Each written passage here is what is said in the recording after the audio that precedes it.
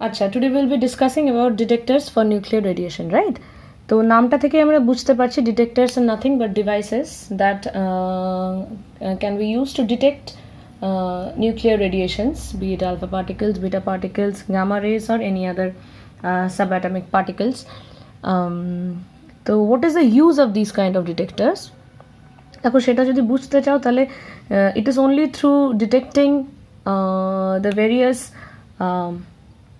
particles emitted from spontaneous transformation of any nucleus or from any induced transformation, সেই এই ধরনের রিয়াকশনগুলো থেকে যেই পার্টিকেলসগুলো এমিটেড হয় সেগুলোকে স্টাডি করেই কিন্তু আমরা বুঝতে পারবো যে নিউক্লিয়াসটা বেসিক্যালি কী দিয়ে বানানো বা the structure of the nucleus.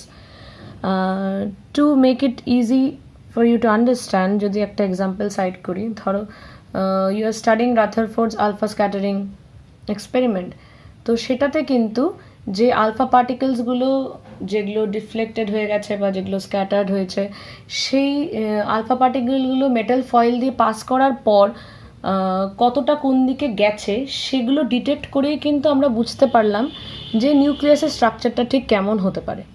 তো what I mean to say is, যে কোনো স্পন্টেনিয়াস ট্রান্সফরমেশন থেকে বা কোনো ইনডিউস ট্রান্সফরমেশন থেকে যেই পার্টিকেলসগুলো বেরোয় সেগুলোকে ডিটেক্ট করে বা সেগুলোকে স্টাডি করেই কিন্তু আমরা নিউক্লিয়াসের গঠনকে ভালো করে বোঝার চেষ্টা করি, right?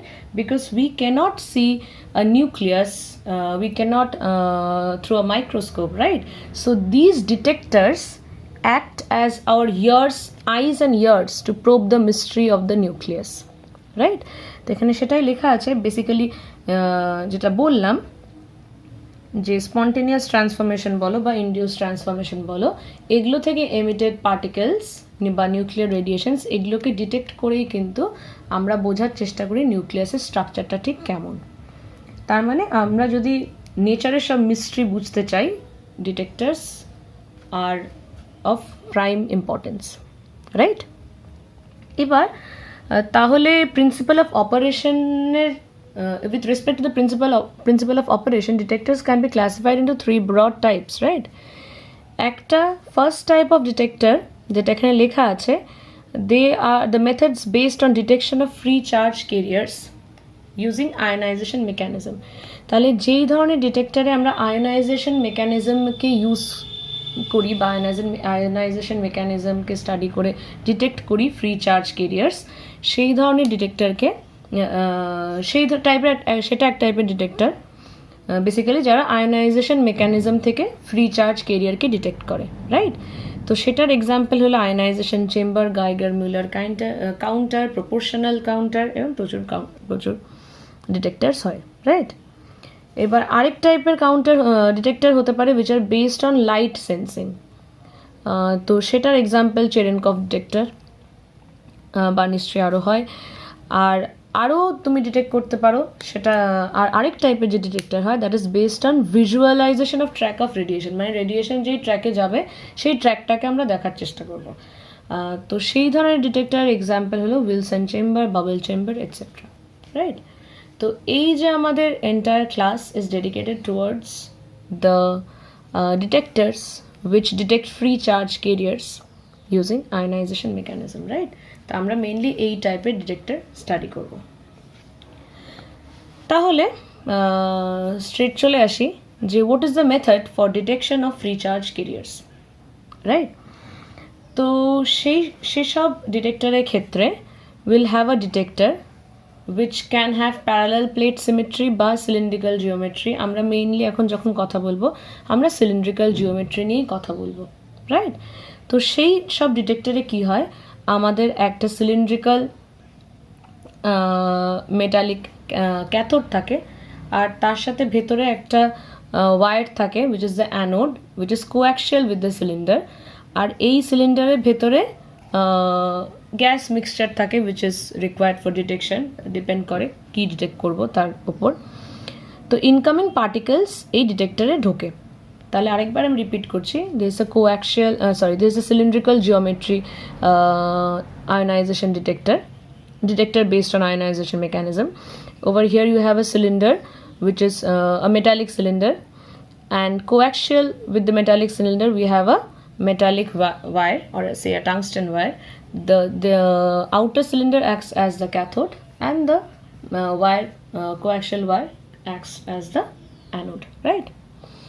এবার তাহলে এটার মেকানিজমটা কি হয়, যে ইনকামিং পার্টিকেল, তাহলে বুঝতেই পারছো এই অ্যানোড আর ক্যাথোডের মধ্যে একটা পোটেনশিয়াল ডিফারেন্স, একটা ব্যাটারি কানেক্টেড আছে, মানে there is a potential difference has been applied in between them. Now the incoming particles enter the device through a window. এখানে যেমন কোনো একটা উইন্ডো থাকবে যেটা দিয়ে পার্টিকেলগুলো ঢুকবে, ঢুকে কি হয় এখানে এটার ভেতরে obviously we have gas mixture, right? তো এই গ্যাস মিক্সচারের সাথে এবার যখন কোনো চার্জ পার্টিকেল এখানে ঢুকছে, like we know charge particles are capable of ionising, right? তো সেই চার্জ পার্টিকেল কি করছে, এখানে যে ধরো যে অ্যাটমের যে গ্যাসের অ্যাটমসগুলো আছে তাকে আয়োনাইজ করে দিচ্ছে। আয়োনাইজ করছে মানে কি ইলেকট্রন এমিট হয়ে যাচ্ছে আর একটা পজিটিভ আয়ন, ইলেকট্রন আর পজিটিভ আয়ন সেপারেট হয়ে যাচ্ছে due to the incoming particle which is charged, right? এবার যেহেতু পোটেনশিয়াল ডিফারেন্স অ্যাপ্লাই করা আছে, the electrons will head towards the anode and the ions will positive ions will head towards the cathode. আর এর জন্য কিন্তু আমরা একটা ইলেকট্রিক পালস পাবো। আর যেহেতু ইলেকট্রিক পালসটা পাবো তার জন্য আমরা এই বাইরে যদি কারেন্ট ডিটেক্ট করতে পারি বা ভোল্টেজ ডিটেক্ট করতে পারি, we can say that free charge carrier has entered the detector. তাহলে যেটা তোমাদের বললাম, জাস্ট আ সেকেন্ড, যে we can detect free charge carriers using the ionization mechanism, এরকম একটা সিলিন্ড্রিক্যাল জিওমেট্রি থাকলে, রাইট? এবার যেটা তোমাদের বললাম, এবার ধরো পোটেনশিয়াল যদি আমার অ্যাপ্লাইড যে পোটেনশিয়াল সেটাকে যদি আমি ইনক্রিজ করতে থাকি তাহলে তখন কি হয়। এবার তুমি যখন পোটেনশিয়ালটাকে বাড়াবে, আচ্ছা যেই ফার্স্ট প্রসেস আমি একটু রিপিট করছি, যখন পার্টিকেলটা ঢুকলো, পার্টিকেলটা আয়োনাইজ করলো, সেই প্রসেসটাকে আমরা বলছি কি প্রাইমারি আয়োনাইজেশন। মানে the incoming particle ionizes a gas atom from the gas mixture. Due to the ionization, the electron and ion pair is formed. Electron moves towards the anode and the ion pair moves towards the cathode, right? Thereby leading to electric current. This is called primary ionization, right? এবার যদি তুমি potential ডিফারেন্সটা বাড়িয়ে দাও তাহলে কি হবে, এই যে ইলেকট্রন আর আয়ন যারা ফর্মড হলো, they will also gain sufficient energy. তার ফলে কি হবে, এই একটা ইলেকট্রন আরেকটা অ্যাটমকে আয়নাইজ করে দেবে, আয়নাইজ করে সেই অ্যাটম থেকেও আবার আরেকটা ইলেকট্রন আর আরেকটা পজিটিভ আয়ন বেরোবে। তার মানে কি the primary আয়ন্স will lead to secondary আয়ন্স, right? তো এই যে প্রসেসটা, যত পোটেনশিয়াল বাড়াবো তখন কিন্তু অ্যাভালাঞ্চ অফ ক্যারিয়ার্সের জেনারেশন হবে, কারণ যে প্রাইমারি আয়ন্সগুলো ফর্ম হবে তারা ফার্দার আবার কোলাইড করে gaseous atomদেরকে আয়োনাইজ করবে, and we will get an avalanche of ions, right? And electrons and positive ions. তো এই যে এই প্রসেসটাকে আমরা বলছি কি gas amplification, that is with the rise of potential difference gas amplification occurs. তাহলে যেমন বুঝতেই পারছো এই সব প্রসেসের জন্যই কিন্তু একটা current will flow through the external circuit which can be detected. আর সেখান থেকে আমরা বলতে পারবো যে একটা ইনকামিং ফ্রি চার্জ পার্টিকেল আমার ডিটেক্টরে ঢুকেছে, রাইট? এবার শুধু চার্জ পার্টিকেলসই নয়, আমরা এই ধরনের ডিটেক্টর থেকে কিন্তু ফোটনস, নিউট্রনস এদেরকেও ডিটেক্ট করতে পারি। সেটার মেকানিজমটা আমরা জানি, কারণ photons they will react with the cathode or the anode, they can react with the cathode or anode through photoelectric effect, Compton effect বা পেয়ার প্রোডাকশন। এই প্রত্যেকটা প্রসেসেই কিন্তু ইলেকট্রনের জেনারেশন হচ্ছে, পেয়ার প্রোডাকশনে ইলেকট্রন আর আয়ন, পজিটিভ আয়নের জেনারেশন হচ্ছে। আর যখনই আমি ইলেকট্রন আর আয়ন্স পেয়ে যাব তারা কিন্তু কন্ডাক্ট করবে। So as a result even photons can be detected through this kind of detectors, right? Similarly, neutrons যারা কিনা uncharged, even neutrons can be detected in this method, কারণ high energetic neutrons দুভাবে কাজ করতে পারে। এক হলো নিউট্রন গ্যাসিয়াস অ্যাটম নিউক্লিয়াইকে স্ক্যাটার করে একটা ইলেকট্রন আর আয়ন যদি পেয়ার যদি বেরিয়ে যায় ডিউ টু কলিশন, তাহলে সেখান থেকে আমার আয়নাইজেশন আয়ন্স পাবো, আমি ইলেকট্রনস পাবো আর পজিটিভ আয়ন্স পাবো due to elastic scattering of the nuclei.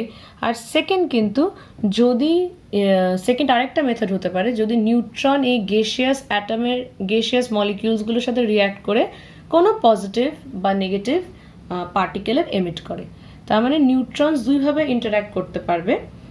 এক হলো কোলাইড করে ইলেকট্রন আর আয়ন যদি বেরিয়ে যায় অ্যাটম থেকে, আর সেকেন্ড হলো যদি সেই নিউট্রনটা যে গ্যাসটা আছে তার সাথে ইন্টারঅ্যাক্ট করে কোনো রিয়াকশনের ফলে যদি কোনো ডটার চার্জ পার্টিকেল বেরোয়, সেই চার্জ পার্টিকেলও কিন্তু কন্ডাক্ট করবে। তাই এই দুই প্রসেসে নিউট্রনও কিন্তু এরম ডিভাইসের থ্রু ডিটেক্টেবল, রাইট? এবার তাহলে আমরা চলে যাই, যেমন আমরা দেখলাম যে একটু আগে যে ডিসকাশনটা করলাম যে ভোল্টেজ কিন্তু যখন আমি পোটেনশিয়াল ডিফারেন্সটা কম রাখছি তখন শুধু প্রাইমারি আয়নাইজেশন হচ্ছে with the increase in potential difference আমরা কিন্তু দেখতে পাচ্ছি প্রাইমারি আয়নাইজেশনের পরে আমরা সেকেন্ডারি আয়নাইজেশন পাচ্ছি, তারপরে অ্যাভালাঞ্চ অফ ক্যারিয়ার্স পেয়ে যাব যদি পোটেনশিয়াল খুব বাড়িয়ে ফেলি। তাহলে আমরা এবার what we want to see is যে পোটেনশিয়াল বাড়ানোর সাথে সাথে কি চেঞ্জেস হয়, রাইট? তো দেখো এই গ্রাফটা, আচ্ছা এইদিকে আমরা লগ পালস হাইট মানে আউটপুট যেই পালসটা পাচ্ছি সেটাকে প্লট করেছি, আর এক্স অ্যাক্সিসে প্লট করেছি অ্যাপ্লাইড ভোল্টেজ, রাইট? ভোল্টেজ বলতে applied voltage across the in between the cathode and the anode of the counter, right? এবার যদি আমরা ভেরিয়েশন দেখতে চাই যে আউটপুট পালসটা কেমন হয়, তাহলে দেখব যে যখন আমার পোটেনশিয়াল আমি সামান্য বাড়িয়েছি, প্রথমে আমার কারেন্ট আউটপুট পালসটা 0 থাকবে, তারপর আমি একটা রিজিয়নে পৌঁছে যাব যেখানে আমার আউটপুট পালসটা কিন্তু কনস্ট্যান্ট, ভোল্টেজ যত পোটেনশিয়াল ডিফারেন্স বাড়ালেও আউটপুট পালস কিন্তু আমি কনস্ট্যান্ট পাচ্ছি, রাইট?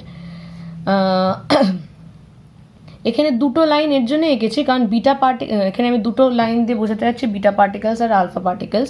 যেহেতু আলফা পার্টিকেল বেশি আয়নাইজ করতে পারে, তার জন্য আলফা পার্টিকেলের সময় আমার আউটপুট পালসটা কিন্তু বেশি হবে, আর বিটা পার্টিকেলের সাথে যদি বিটা পার্টিকেল ঢোকে তাহলে যেহেতু ওটার আয়নাইজেশন ক্যাপাসিটি অনেক কম, তাই বিটা পার্টিকেলের ক্ষেত্রে আমার আউটপুট পালসটা কম হবে।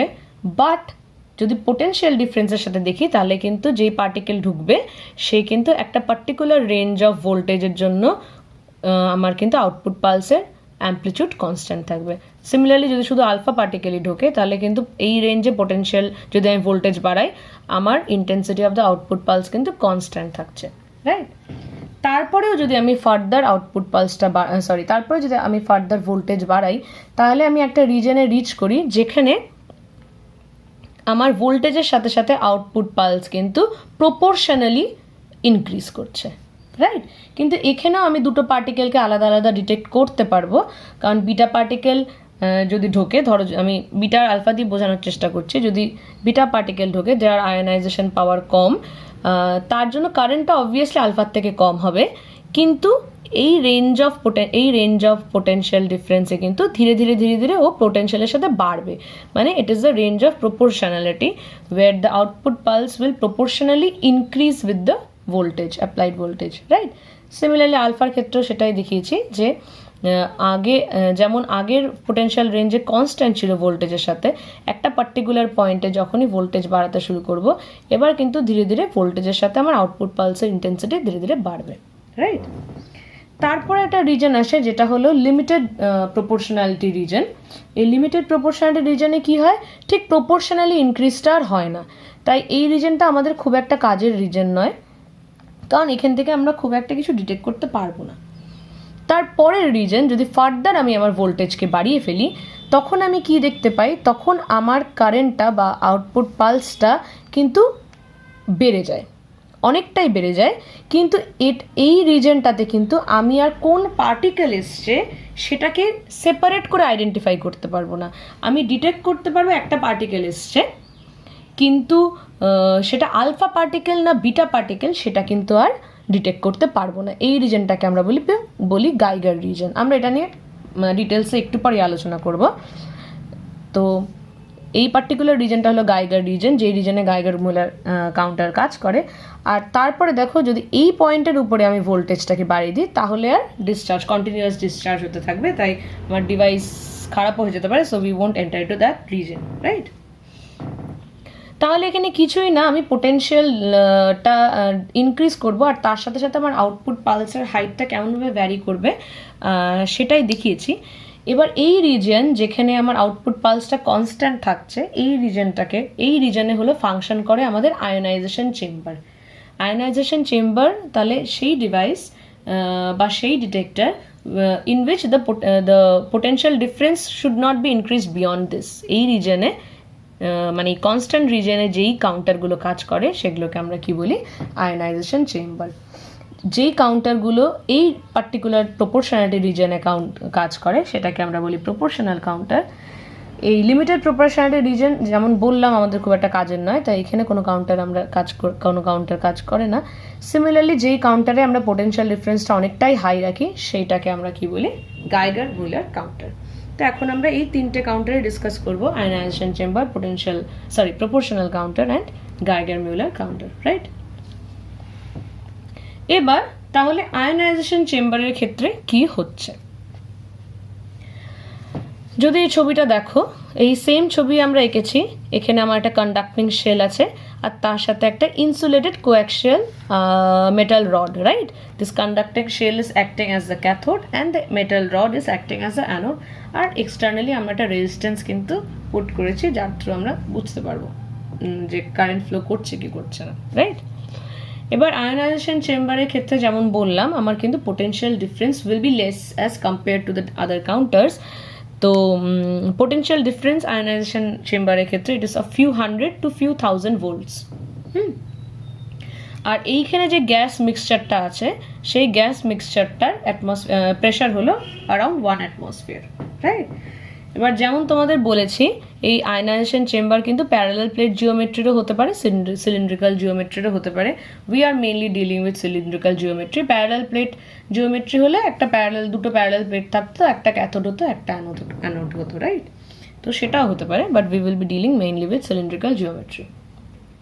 এবার তাহলে এই ক্ষেত্রে কি হচ্ছে, এই আয়োনাইজেশন চেম্বারের জন্য যদি আমি কারেন্টের ভেরিয়েশন দেখি ভোল্টেজের সাথে, আমরা কিন্তু এরকম একটা ভেরিয়েশন পাই, যেটা একটু আগে আমরা দেখেছি। শুধু এখানে আমার এদিকে লক পাল সাইড ছিল, এখানে আমরা ডাইরেক্ট কারেন্ট প্লট করছি, রাইট? এবার তাহলে কেন কারেন্টের ভেরিয়েশনটা এরকম হয় আয়োনাইজেশন চেম্বারের ক্ষেত্রে, সেটা এবার বোঝার ব্যাপার।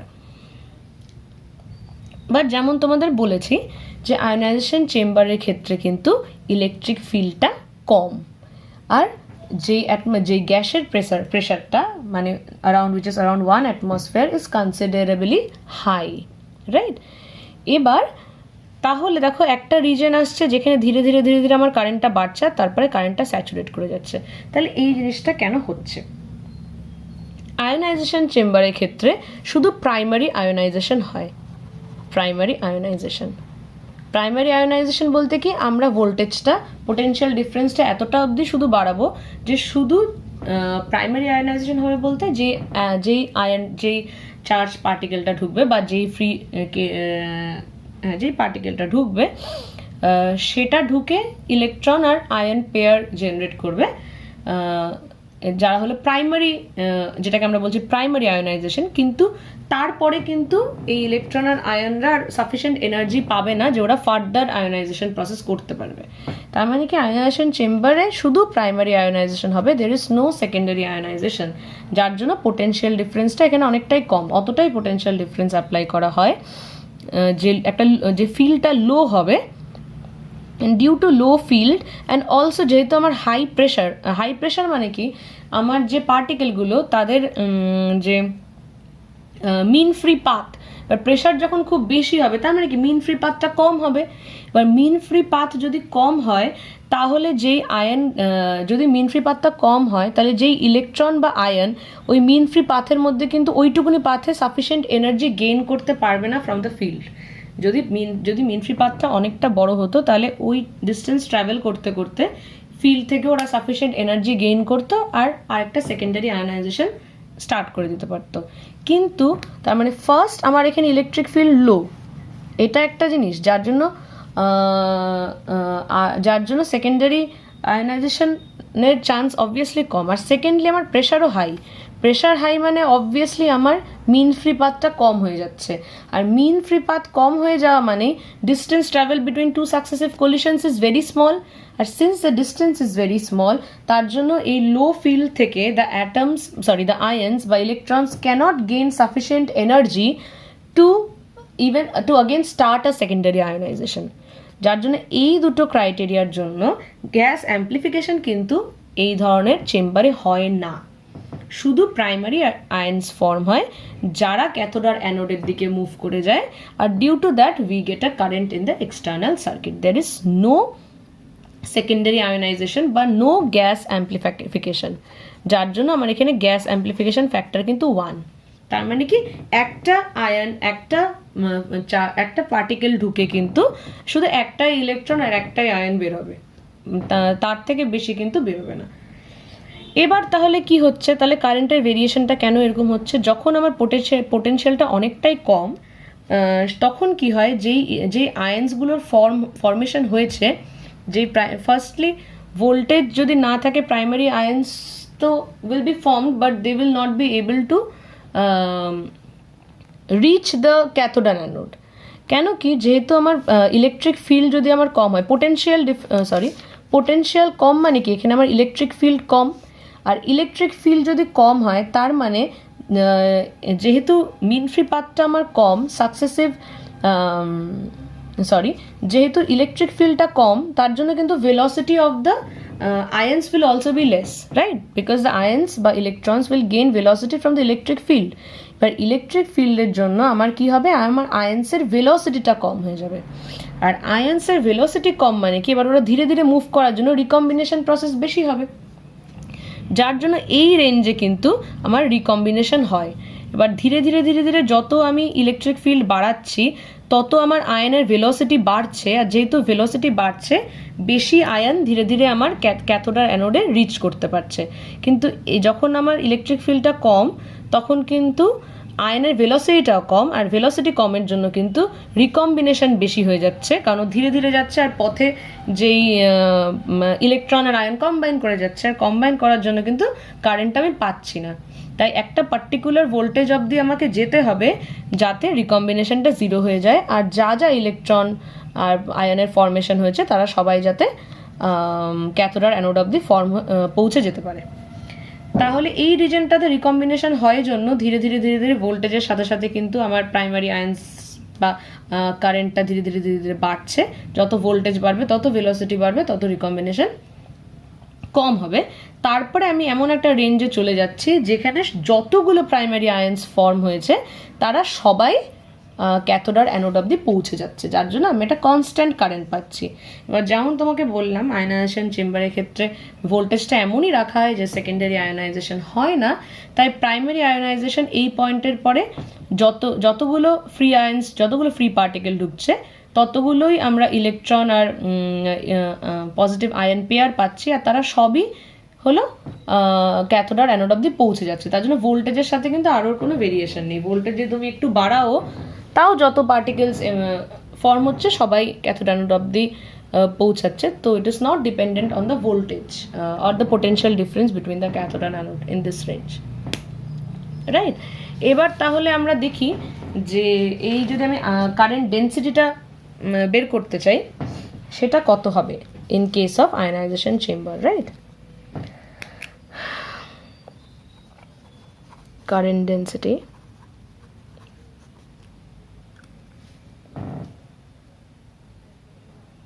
okay, so যেমন আমরা দেখতেই পাচ্ছি এখানে current density will be due to drift velocity of the charged particles, that is the electrons and the ions. Just a second, drift velocity of the charged particles, তো এটা আমরা জানি। তো ফার্স্ট কম্পোনেন্ট হলো পজিটিভ আয়নের জন্য, আর second component হলো ইলেকট্রনের জন্য, VDEN. We know this is the expression of current density due to drift of the electrons and the ions, right? আচ্ছা, তাহলে এবার আমরা বের করতে চাই যে আমার ভেলোসিটিটা তাহলে কত হচ্ছে। তাহলে the gain in velocity, আচ্ছা, this is the velocity of the positive ion, this is the velocity of the or the drift velocity of the electron, right? The gain in velocity of an ion between two successive collisions, এই velocity obviously collisionের মাঝেই gain করবে, so the gain in velocity of an ion between two successive collisions is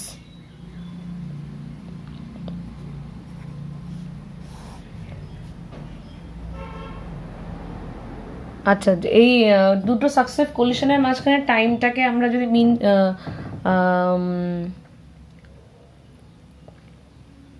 okay sorry, তাহলে যদি আমরা কি দেখতে চাচ্ছি, the gain in velocity of ion between two successive collisions, right? তার মানে distance travelled, velocity is given by distance traveled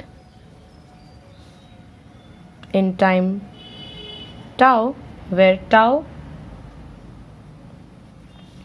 by tau, where tau is the mean time between two successive collisions,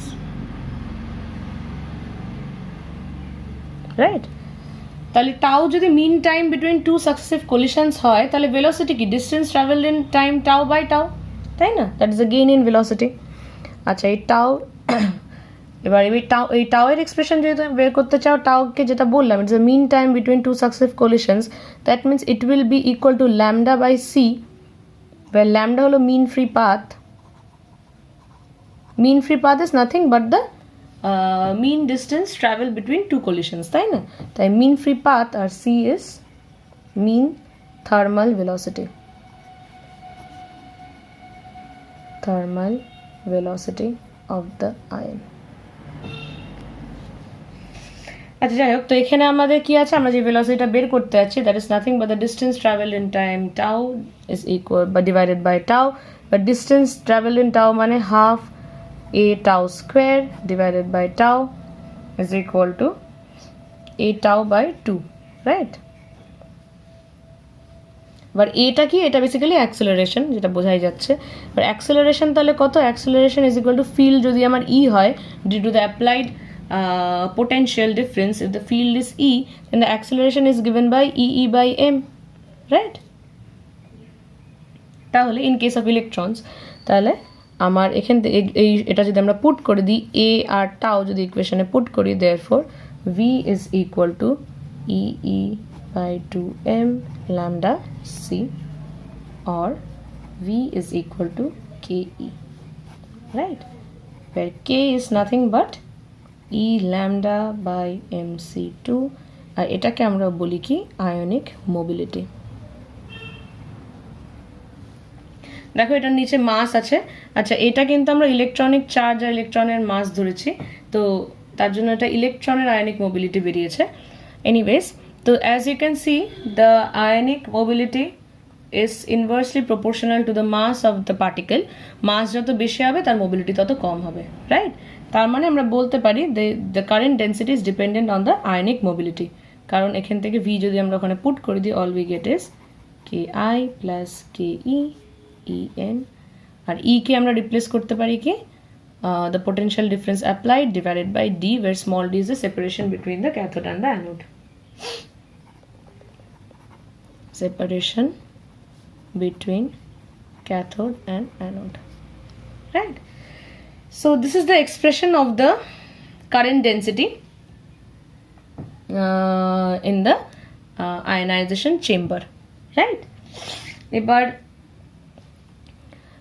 আচ্ছা, তাহলে ionisation চেম্বারে যেটা আরেকটু বলছিলাম, সেটা আরেকবার লাস্ট একটু বলে নিই। তাহলে কিন্তু আয়নাইজেশন চেম্বার যদি একটু রিপিট করি, আয়নাইজেশন চেম্বারের প্রপার্টিস হলো লো ইলেকট্রিক ফিল্ড, হাই প্রেশার।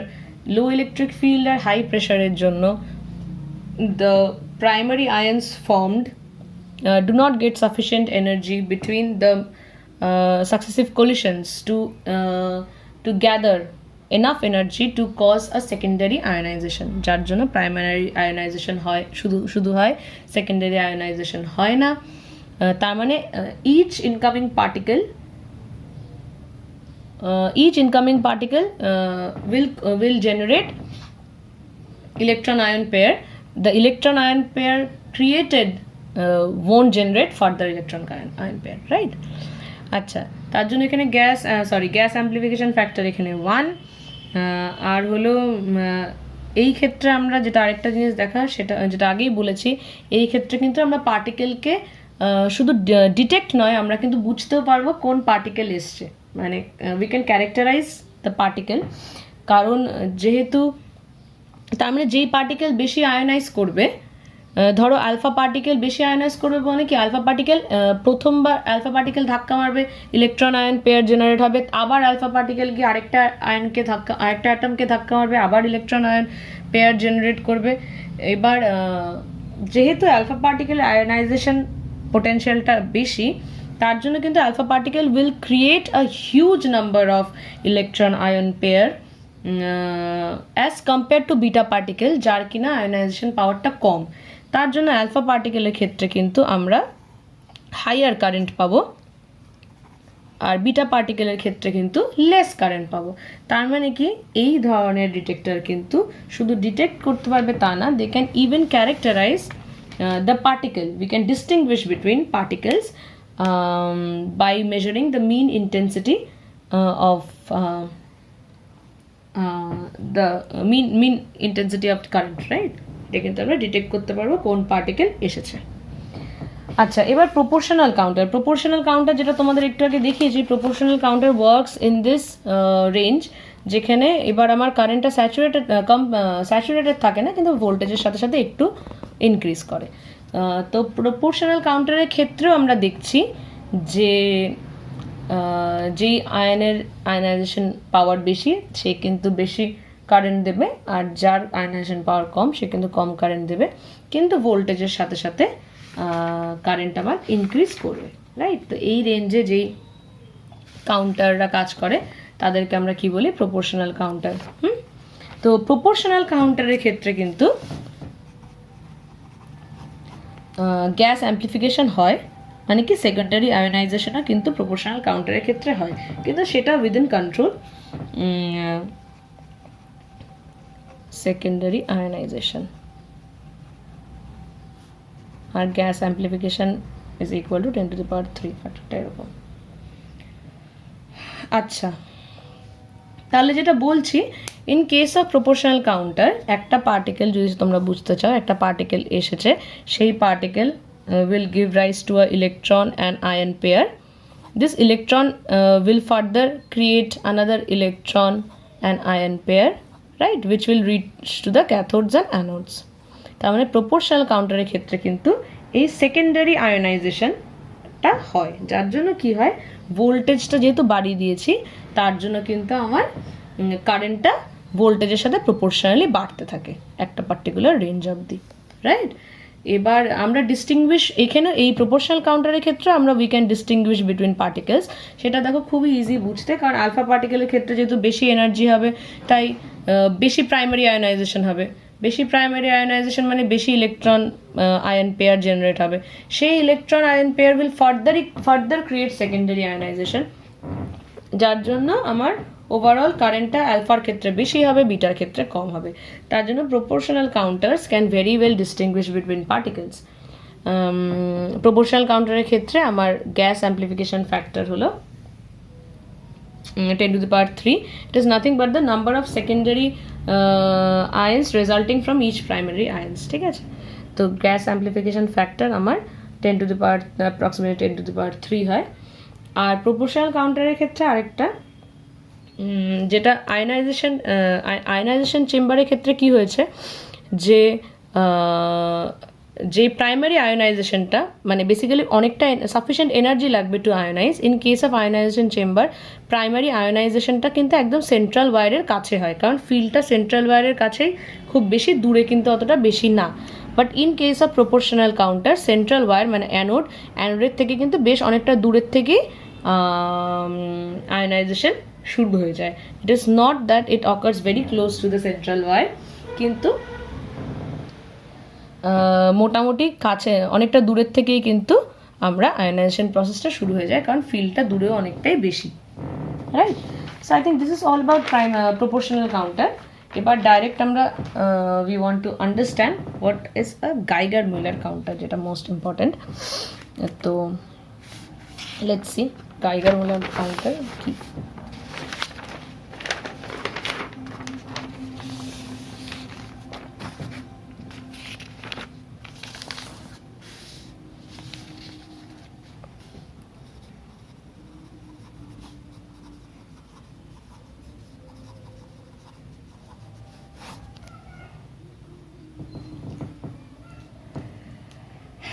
আচ্ছা, তার আগে লিখে দিই, in case of cylindrical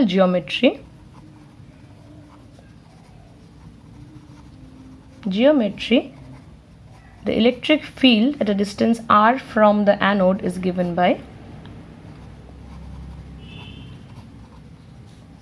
rc is the radius of cathode, ra is the radius of anode, right? তাহলে গাইগার মুলার কাউন্টারের ক্ষেত্রে ওরিয়েন্টেশনটা কীরকম কী হয়? এই হলো আমার metallic cylinder, right? Inside the metallic cylinder I have a metallic wire, এখানে ইনসুলেটার আছে, এখানে কোনো একটা window, depending upon what kind of particle will enter.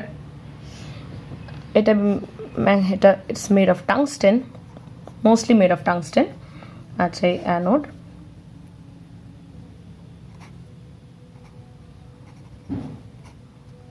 Right? ওকে, এবার এটার ভেতরে যে মিক্সচারটা সেটা is argon plus ethyl alcohol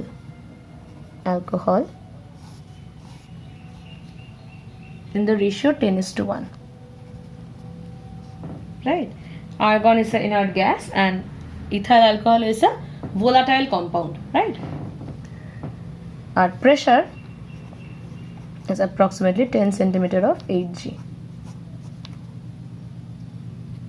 আচ্ছা,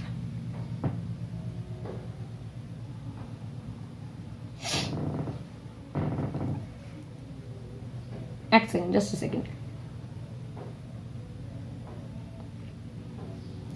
এবার গাইগার মুলার কাউন্টারের ক্ষেত্রে তোমরা আগেই দেখেছো যে আমার পোটেনশিয়ালটা কিন্তু অনেকটা হাই, ঠিক আছে, অ্যারাউন্ড 1000 ভোল্ট ধরো। এবার পোটেনশিয়াল অনেকটা হাই হওয়ার জন্য কি কি প্রসেস এই গাইগার মিলার কাউন্টারের ক্ষেত্রে হয়?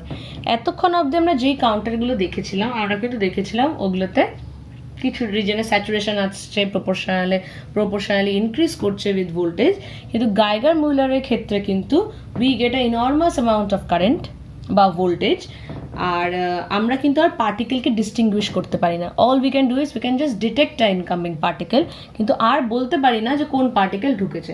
এবার সেটা কেন, কি এমন প্রসেস হয় গাইগার মিলার কাউন্টারের ক্ষেত্রে? এবার it is having a cylindrical geometry, right? When the potential is very high, the field around the central wire is very high field. তার মধ্যে দেখতেই পাচ্ছ প্রেশার কিন্তু অনেকটাই কম। যেহেতু ফিল্ডটা প্রচণ্ড হাই, তাহলে এই যে আমার যে পার্টিকেলটা ঢুকবে, that particle will obviously create electron and ion pair, right? এবার যেহেতু প্রেশারটাও আমার অনেকটাই কম, these particles, that is the formed electrons and the ions, will further collide with the gas molecules, thereby generating more electrons and ions, right? তার মানে কি secondary ionization বা Townsend avalanche যেটাকে বলে, সেটা কিন্তু এখানে শুরু হয়ে যাচ্ছে। এবার শুধু তাই নয়, এই যে ইলেকট্রনস আর ions those are formed, this will further lead to more electron ion pair. That means we will get a avalanche of electrons and ions.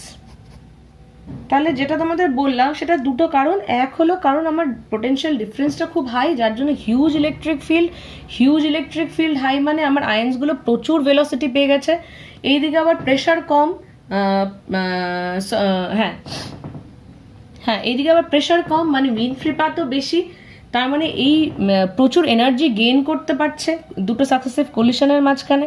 R as a result প্রত্যেকটা কলিশনেই কি হচ্ছে, they are so energetic to create more electron ion pair, যার জন্য কি primary ionization is triggering secondary avalanche is triggering more secondary avalanches, যার জন্য we get an avalanche of electron ion pair.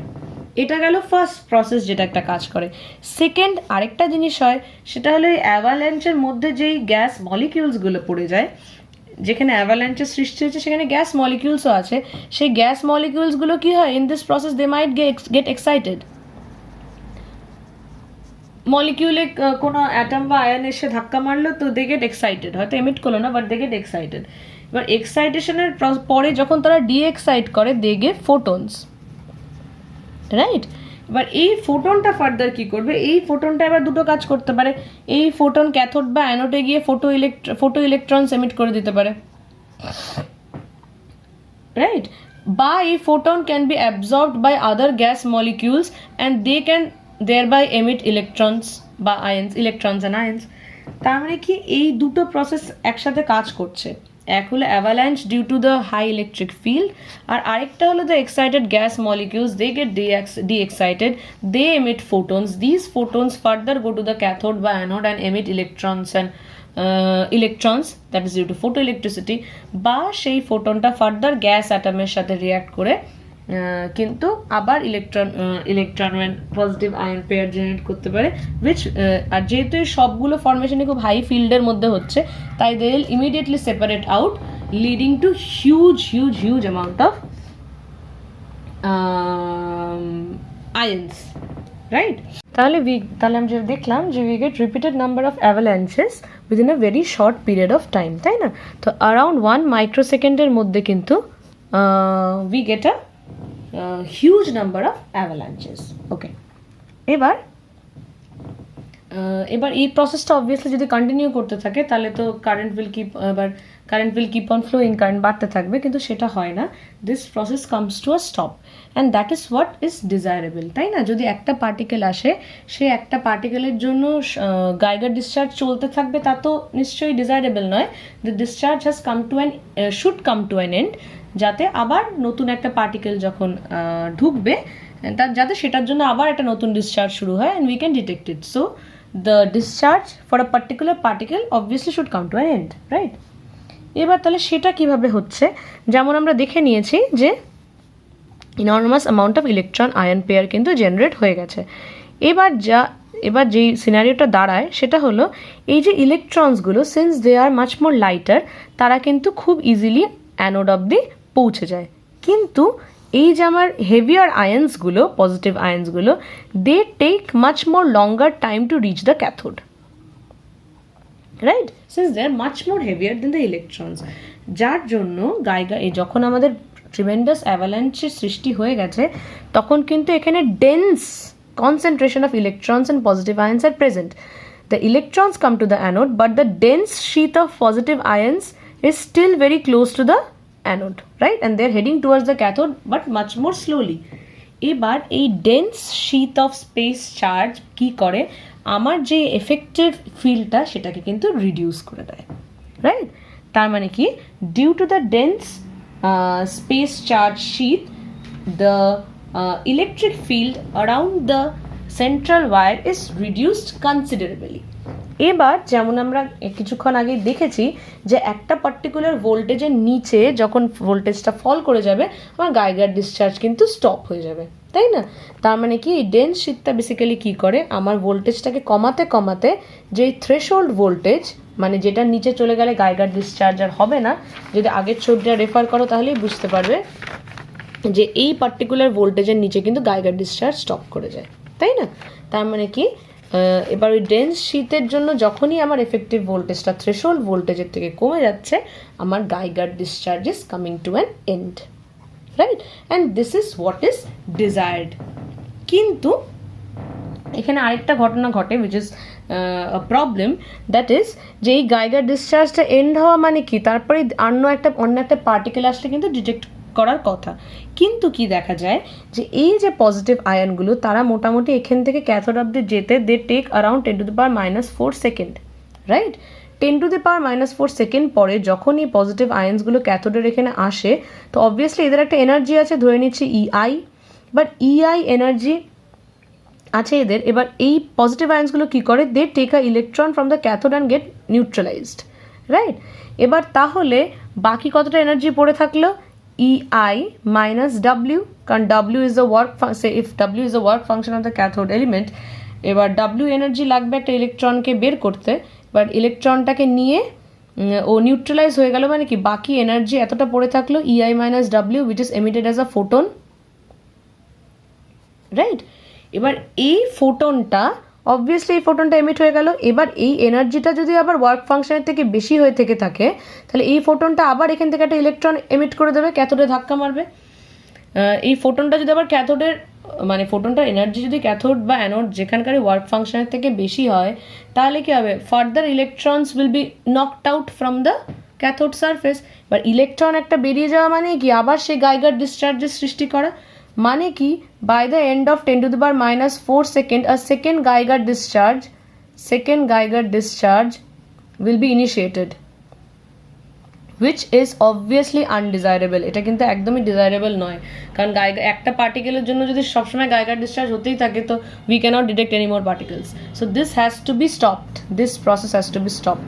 আর এই স্টপিং প্রসেসটাকে, এটাকে স্টপ করার প্রসেসটাকে আমরা বলি quenching, and we will be coming to it in a second, যে কোয়েঞ্চিংটা তাহলে কীভাবে করা হয়, কিন্তু এটাকে অবভিয়াসলি স্টপ করতে হবে। আচ্ছা যাই হোক, তো সেটাতে আমরা পরে আসছি। এনিওয়েজ, তাহলে আমরা যদি এটাকে স্টপ করে দিতে পারি, তাহলে এই যে একটা কারেন্ট ফ্লো হচ্ছে, এই কারেন্ট ফ্লোর জন্য আমরা অবভিয়াসলি আমরা তখন দেখেছি যে বাইরে একটা রেজিস্ট্যান্স কানেক্ট করা আছে, রাইট? এবার এই রেজিস্ট্যান্সের থ্রু অবভিয়াসলি কারেন্ট ফ্লো করে।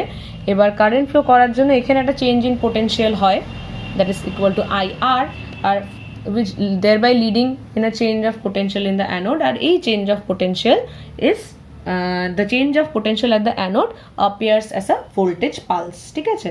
আর এই ভোল্টেজ পালসটাকে রেকর্ড করা হয়, ঠিক আছে?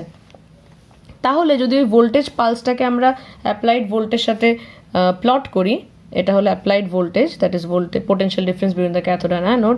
এইদিকে যদি কাউন্ট রেট প্লট করি, তাহলে আমরা এরকম একটা কার্ভ পাই, সিডি। এটা হলো ভি থ্রেশোল্ড। ভি থ্রেশোল্ড বলতে কি, এটা বেসিক্যালি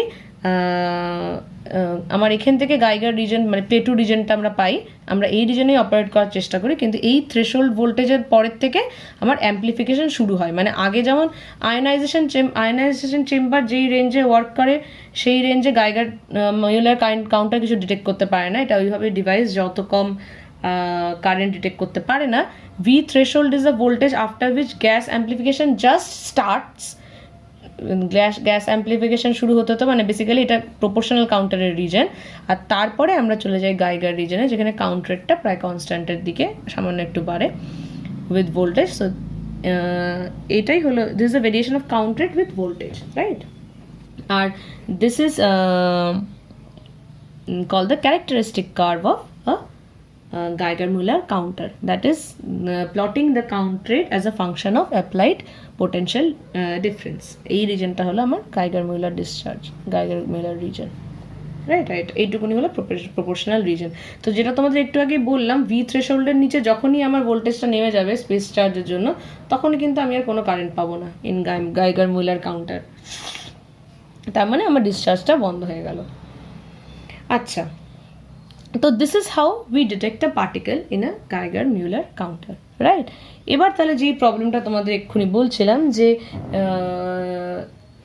যেটা দেখলাম যে তাহলে ডিটেক্ট তো করে ফেললাম, কিন্তু আবার 10⁻⁴ সেকেন্ড পর আবার আরেকটা গাইগার ডিসচার্জ শুরু হয়ে যাচ্ছে এই ক্যাটায়ন্সগুলো ক্যাথোডে আসার জন্য, which needs to be stopped, right? তো সেই স্টপিং প্রসেসটা হলো কোয়েঞ্চিং, রাইট? তাহলে let's understand what is quenching. এবার কোয়েঞ্চিংয়ের জন্য তোমার বুঝতে হবে যে পজিটিভ আয়নগুলো মুভ করছে, সেটা কিন্তু দুই টাইপের পজিটিভ আয়ন। এক হলো positive আয়ন্স of the gas molecules which is basically argon plus, আর আরেক হলো positive ions from the alcohol molecule, right? এই দুই টাইপের positive আয়ন্স R moving towards the cathode, ঠিক আছে? এবার এই মিক্সচার, যেহেতু অ্যালকোহল খুব ভোলাটাইল কম্পাউন্ড, এই যে আর্গনের যে পজিটিভ আয়ন্সগুলো এই রাস্তায় কি হয়, they collide with the alcohol molecules. On collision with the alcohol molecules they absorb a electron from the alcohol molecule, ঠিক আছে? তার মানে কি আমার আর্গন কিন্তু নিউট্রালাইজড হয়ে যায় আর alcohol molecule in terms gets ionized, right? তাহলে এটার জন্য আমার finally the ions that are moving towards the cathode are mostly the positive ions of the alcohol molecules.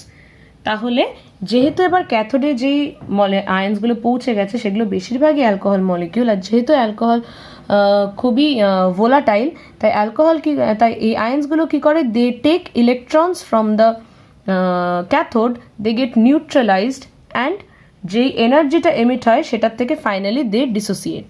তার মানে কি হচ্ছে, যখনই অ্যালকোহল ক্যাথোড থেকে কি করছে, ইলেকট্রন নিয়ে নিউট্রালাইজড হয়ে যাচ্ছে, in that process energy is being emitted and that energy further dissociates the alcohol compound since they are volatile. But যার জন্য কি হচ্ছে, আর কিন্তু ফার্দার গাইগার ডিসচার্জ হচ্ছে না, কারণ আগে কি হচ্ছিল, এই এনার্জিটা রিলিজড হচ্ছিল সেটা হলো ফোটো ইলেকট্রন এমিট করে দিচ্ছিল, কিন্তু এখন ইথাইল অ্যালকোহল ভোলাটাইলের জন্য কি হচ্ছে, এই যে ফোটন যেটা এমিটেড হচ্ছে সেটা কিন্তু অ্যাবজর্ব করে আমার ইথাইল অ্যালকোহলটা নিজেই ডিসোসিয়েট করে যাচ্ছে, যার জন্য আমার কিন্তু গাইগার ডিসচার্জ বন্ধ হয়ে যাচ্ছে। and this process is called self quenching, right?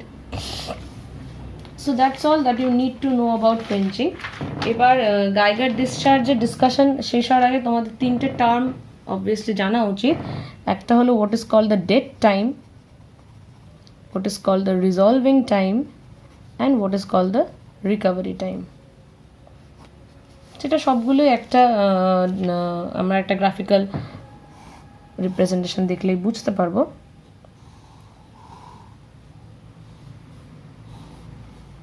It is the voltage, so counter voltage, আর এখানে যদি টাইম প্লট করি,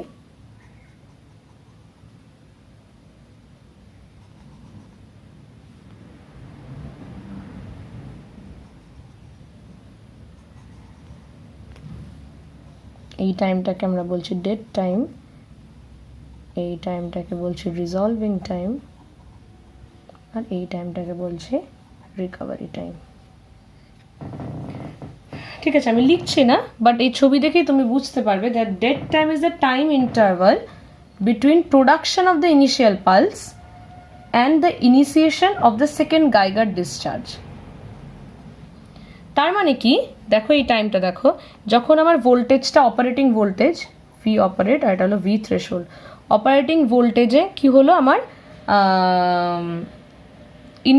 ইনিশিয়াল পালস আমার শুরু হয়ে গেল, কারণ ভোল্টেজ আমার হাই আছে, বাট ধীরে ধীরে কি হচ্ছে, ভোল্টেজ হাই হওয়া, ইনিশিয়াল পালস শুরু হওয়ার সাথে সাথে কি হচ্ছে, আমার ডেন্স আয়নের ফর্মেশনের জন্য আমার এফেক্টিভ ভোল্টেজ ধীরে ধীরে ধীরে ধীরে কমছে, রাইট?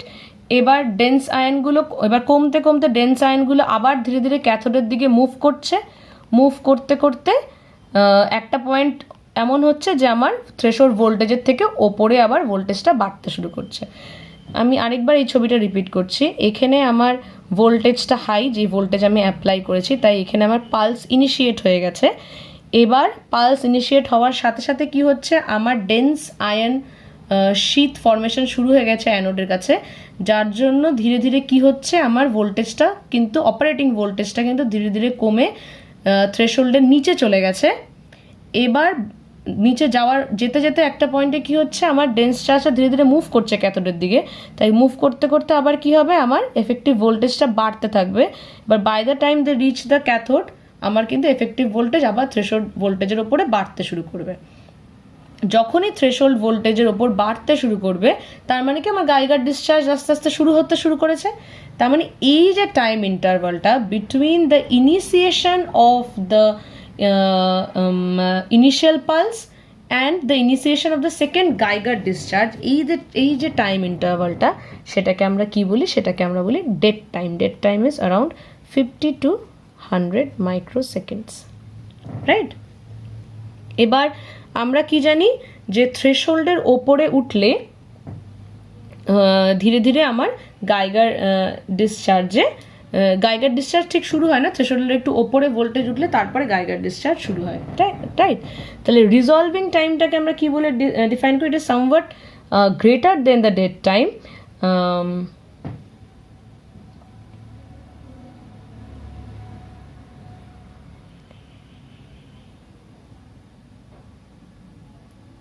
তো resolving time is somewhat greater than the dead time, right? Finite pulse power, মানে it is the time interval between the production of the initial pulse and the production of a finite pulse, মানে second finite pulse.